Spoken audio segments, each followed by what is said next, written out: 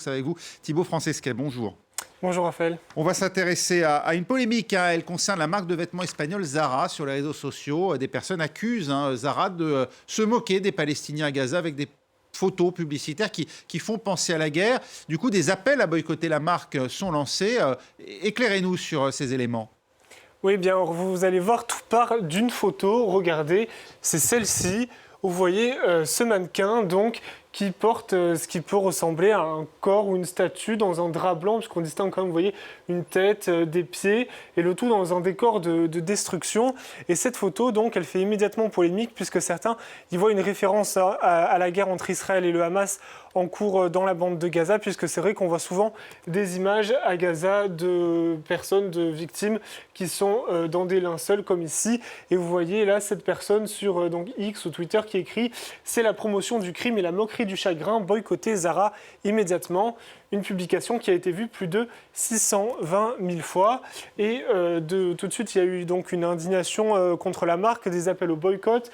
Là, vous voyez un tweet qui affirme que, après la publicité de Zara insultante sur la guerre à Gaza, le peuple américain a jeté tous les vêtements Zara devant l'entreprise. Un tweet qui est accompagné de cette vidéo où vous pouvez voir ici donc des tas de vêtements effectivement devant une enseigne Zara qu'on voyait, qui sont jetés à Times Square à New York.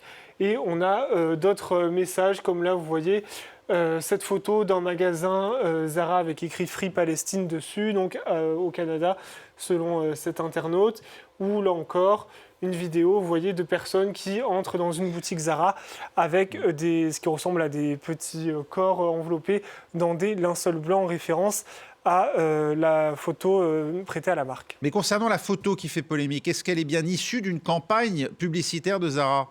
Eh bien oui, tout à fait, hein, c'est bien une campagne de la marque. Regardez, on la retrouve par exemple ici sur cet article du magazine Elle. Regardez, sur le site du magazine, vous voyez la photo avec le mannequin qui en fait la promotion de la veste, particulièrement la veste en cuir portée par le mannequin. Vous voyez le titre, Zara lance sa 4e collection atelier, et puis on peut retrouver d'autres photos de la même série sur la page Instagram de la marque avec, vous voyez, le même mannequin, et là des photos aussi où elle est entre des planches, ce qui peut aussi prêter à confusion. Ça paraît un petit peu étrange. Comment réagit la marque face à la polémique? Est-ce qu'elle explique pourquoi elle a fait cette campagne? Eh bien oui, elle a fini par s'expliquer au bout de quelques jours. Donc la polémique a été lancée lundi. Elle a fini par s'expliquer sur son compte Instagram et elle a retiré donc les photos polémiques. Vous voyez, elle écrit après avoir écouté les commentaires concernant la dernière campagne de Zara, The Jacket, donc la veste, nous voudrions partager ceci avec nos clients. La campagne a été conçue en juillet et photographiée en septembre. Elle montre une série de sculptures inachevées dans l'atelier d'un sculpteur. Elle a été créée dans le seul but de mettre en valeur des vêtements artisanaux dans un contexte artistique. Et elle ajoute, malheureusement, certains clients se sont sentis offensés par ces images, maintenant retirées, et ont vu quelque chose qui est loin de l'intention qu'il y avait dans leur création. Zara regrette l'incompréhension et réaffirme son profond respect à tout le monde. Donc vous voyez, la marque explique que les photos ont été prises en septembre, avant le début de la guerre entre Israël et le Hamas, donc, qui a commencé après les attaques du 7 octobre. Et elle ne fait pas référence à Israël ou au Hamas dans ses explications. Et concernant les photos, les vidéos plutôt de magasins tagués et envahis et de vêtements jetés, est-ce qu'elles sont bien réelles et en lien avec cette polémique? Alors ça dépend desquelles. Sur la première vidéo qu'on voyait tout à l'heure, vous voyez ces vêtements jetés. En fait, c'est une vidéo créée artificiellement. Vous voyez les vêtements qui tombent du ciel déjà.